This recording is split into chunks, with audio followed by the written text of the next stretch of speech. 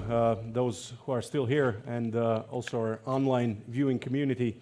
I will take a few moments of your precious time to introduce some of our upcoming tenders and the philosophy behind them with regard to different studies.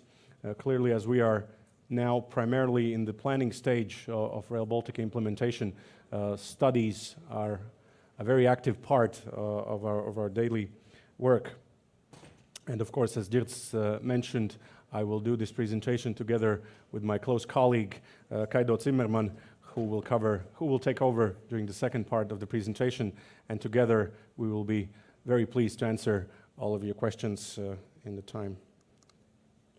So, there are already ongoing tenders. I'll mention a few of those, and at the same time there are upcoming tenders. Altogether, this year we will have 18 tenders on studies. That also is a good illustration of the intensity of the planning process, because some of these are critical horizontal studies which will set the foundations for the whole project going forward through its implementation.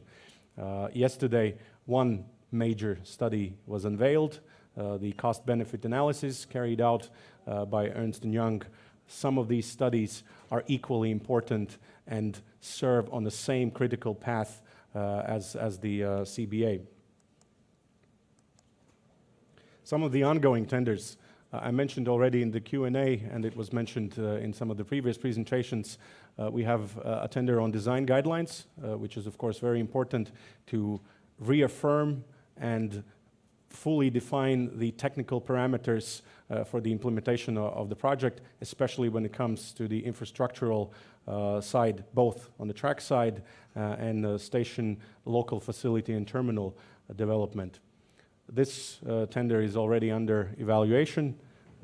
Also under evaluation is an important study on the section between the Polish-Lithuanian border and Kaunas and Palemonas. As you may know, a European gauge track is already available on that segment, but it doesn't correspond fully to the global Rail Baltica project technical parameters. So this is a critically important study to find out the feasibility of actually upgrading that section or rebuilding that section in such a way so that in the future it corresponds to the main technical parameters of the Rail Baltica Global project. And of course our punchline in this is that it would be a European gauge, double track ERTMS equipped electrified mixed line with a design speed of 240 for passenger trains and 120 for freight trains. So these are the critical baseline parameters, and all segments of the line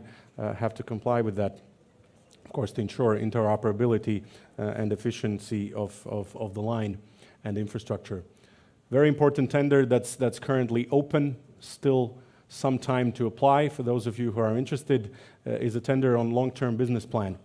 This is a long-term project business plan. It's an 18-year rolling business plan, thereby covering both the 10 years of the construction until commissioning and also the post-commissioning operational phase.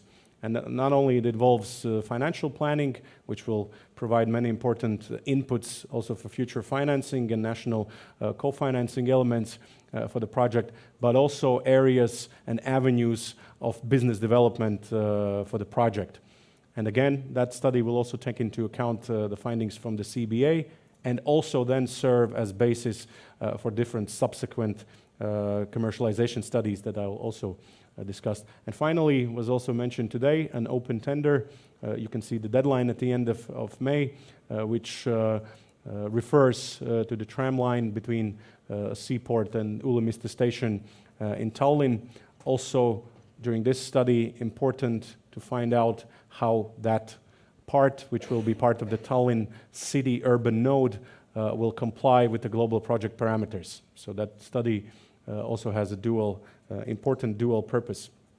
We can categorize the studies in three main sections. First section, I'll cover that, is business development. Then we have a variety of supplier market studies, and then different studies, including studies on freight terminals. And as was reinforced yesterday on many occasions, This is not only about building a railway line, this is very much about building a whole logistics ecosystem, an economic corridor where different infrastructural elements, including freight terminals, leverage the possibilities of the line and create joint added value, not only for the Baltic states, but for Europe at large. 3 important business development studies. Madam Baiba-Rubes already emphasized the importance of the infrastructure management study. We aim to complete that study by the end of this year. In fact, it's one of the conditionalities of our long-term financing that we have this in place. So deadline for the publication of tender is end of Q2. Then we will follow with a piggyback transportation study. I'll go into greater detail on that. And finally, something that is both business and technical, an operational plan. Just to zoom in, again, was already reinforced the importance of actually identifying the model for infrastructure management as soon as possible. In fact, the global best practice is that both infrastructure manager and also operators are designated as soon as possible, because they could add a lot of value already during the planning and design stage. In our case, and it is very much appreciated, understanding how important the infrastructure management model is to gauge the long-term value and business potential of an infrastructure, we are very glad that all the partners, including our European partners, agree on the importance that this study is carried out as soon as possible, and that subsequently stakeholders sign an agreement during the next year on the actual infrastructure management. And this study will take into account both the project life cycle approach, economic efficiencies, but also, as I already emphasized, we aim at ensuring that the infrastructure management model is one that is conducive of a very open, efficient market access for different operators, both on the passenger and freight side. Furthermore, piggyback transportation study is one and the first study in a wider series of different commercialization studies and activities. In the future, there will also be different practical pilot activities, especially in the latter years of construction, where some parts of infrastructure are already available. We will publish the terms of reference hopefully by the end of the second quarter, but clearly this study will not only analyze the future potential demand for such services on Rail Baltica and the technical and infrastructural prerequisites so that such studies can be rendered, but also will survey the market of different available solutions, and importantly also what innovative administrative and legislative solutions there are in Europe in order to actually promote this modal shift from road transport to rail in the form of piggyback transportation. Importantly, after this study is complete, we will, as I mentioned, have a whole barrage of different commercialization studies, and just some of the areas which we can already indicate already today that we will certainly look into and probably have separate studies on is air-to-rail intermodality, and again, both creating seamless air-to-rail travel solutions for the passenger, but also for freight, because of course airport terminals, freight terminals will also be connected to the Rail Baltica line. We will importantly investigate both the market potential and the infrastructural side of creating an efficient interface between the existing 1520 railway system and the new Rail Baltica European gauge system. We will focus also on Baltic passenger mobility. It was emphasized yesterday that very limited information is available about the future flows, future passenger flows in the Baltic, so we'll pay attention to that. Digitalization and innovation, these are not just today's buzzwords. We truly believe that Rail Baltica will serve as a platform for deployment of these solutions, and these solutions will help make this infrastructure more efficient, so we'll also have studies on that. And of course, we will spend a lot of effort in identifying the future users, future clients, both on the passenger side and on the freight side. Operational plan is, as I mentioned, business/technical study that will include elements of ensuring optimum interoperability across the whole line of 780 kilometers, organization of maintenance, and importantly, management of traffic flows. And again, this study also lies in the critical path of different other studies who will serve as inputs to the operational plan. Switching now to supplier market studies, and Kaido will help cover many of those. I will emphasize the first two, which are the two critical subsystems. What is very important that starting from 3 to 7, during these studies, we will try to identify if there exists a potential for consolidating, if there's a potential for economies of scale through consolidation of procurement. We are clear, and we will procure in a centralized way, number 1 and number 2. So when it comes to ERTMS and the energy subsystem, the stakeholders have already decided today that those systems will be both procured and deployed by RB Rail, because of course there is ample analysis already in the European rail market that such consolidation adds a lot of value and efficiency to high-speed rail projects. And just to emphasize once again that during these studies that we will launch by the end of this year, we will be looking for a very comprehensive assessment of the market, of the potential suppliers, since we are looking for an optimal interoperable solution for the entire line. At the same time, having a dynamic deployment schedule. So these will be complicated studies, the result of which will be know-how for RB Rail in order to actually organize these very complicated framework tenders to acquire these systems. Good afternoon. From my side also, and I will talk a little bit about next study. That's railway superstructure components and infrastructure elements. And under that we are mainly meaning the rails, ballast, sleepers, fastenings, noise barriers, maybe some small bridges, everything what we can standardize. And here we have to understand this, that we like to understand on this study, can we buy them centrally for all the projects, for all the countries, or should we do something different? And of course, there is different possibilities for different type of materials. You can tell that if you look to rails, then if you like to have the longest rail what is possible to buy, it's 120 meters, then we can transport that only by railway to Baltic states.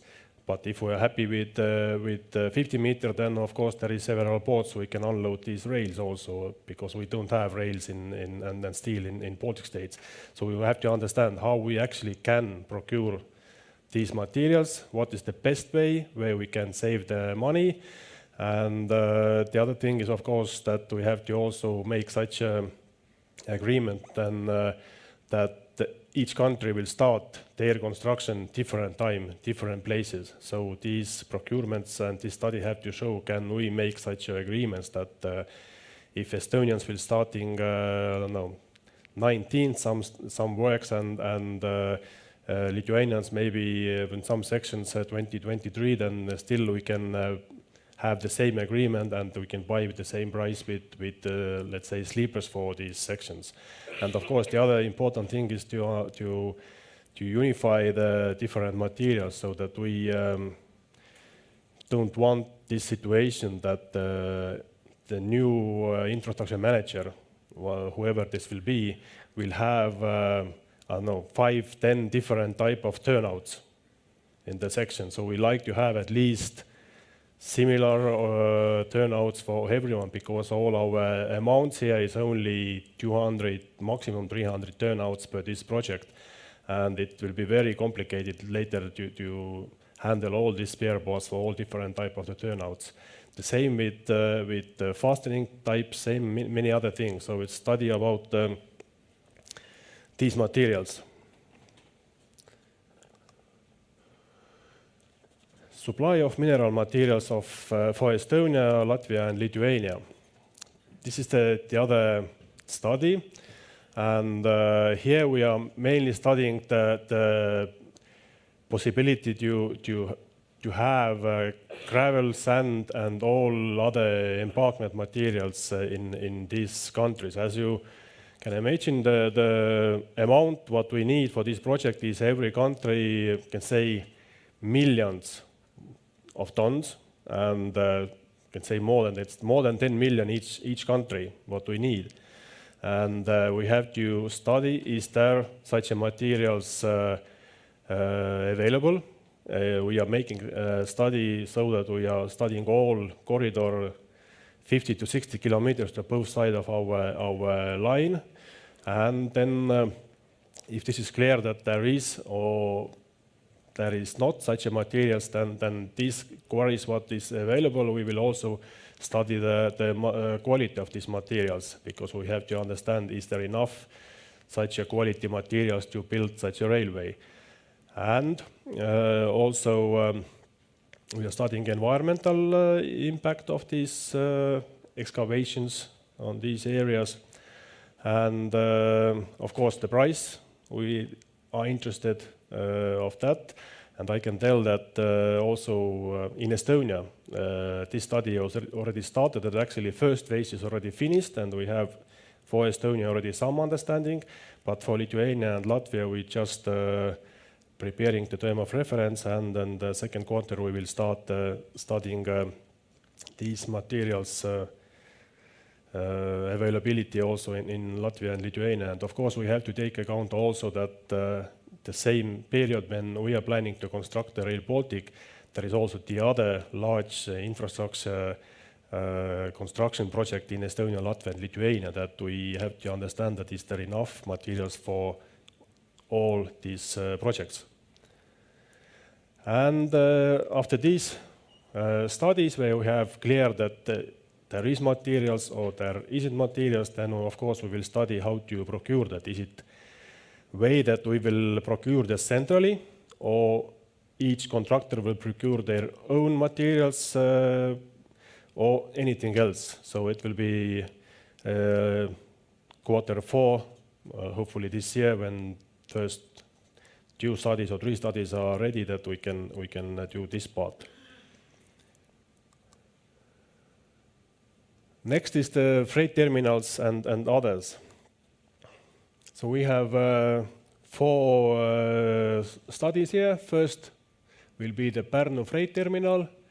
Then we have Tallinn Triport terminal study, climate change impact assessment, and Rail Baltica RAMS study.